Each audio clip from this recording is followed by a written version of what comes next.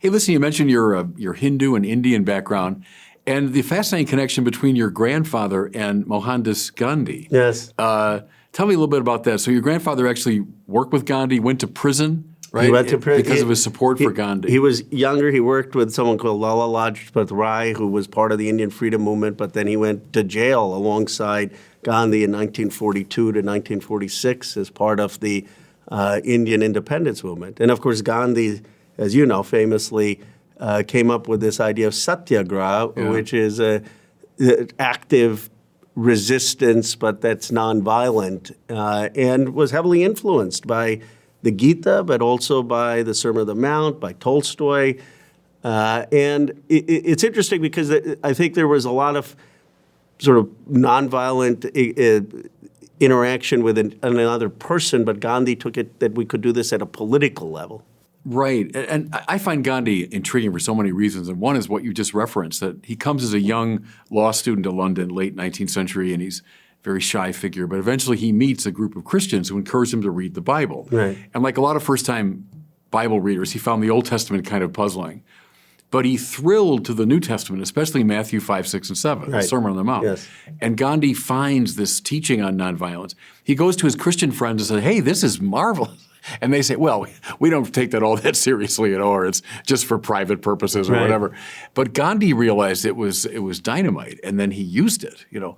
And the great thing there is he understood it was not passivity in the presence of evil, but it was a very creative way to engage evil. King, very influenced by Gandhi, and also as a Christian, obviously by Matthew.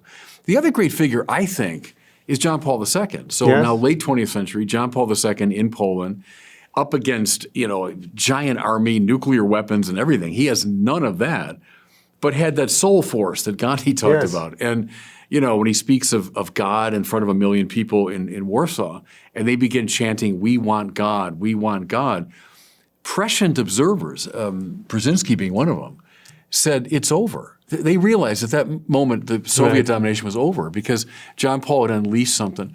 So talk about that a little bit. What's still the power of someone like Gandhi? You sit on the Armed Services Committee, right? So you're not obviously an advocate of doctrinaire nonviolence, but yet what are we still able to learn from Gandhi and King, John Paul II today? Well, they represent, in my view, the highest calling of humanity. So for Gandhi, there was this sense that, okay, if you're faced with evil, and the British Empire at the time was far stronger militarily, that you overcome it with goodness, and that you overcome it not because of weakness. I mean, it was strength, but that force ultimately melts hearts, changes minds. There are scenes from the Indian independence movement where you had people going and getting beaten, and then another row of people would come and get beaten, and another row. And I think it just inspires us for what's the best, the most divine part of human existence. Now, that doesn't mean that as a nation, if you face terrorism, that we're going to with Hamas perpetrators do that. I mean, there's, in my view, a need for force and just force. But in our interactions on a daily basis and in what we can aspire to as humanity, it seems to be the North Star.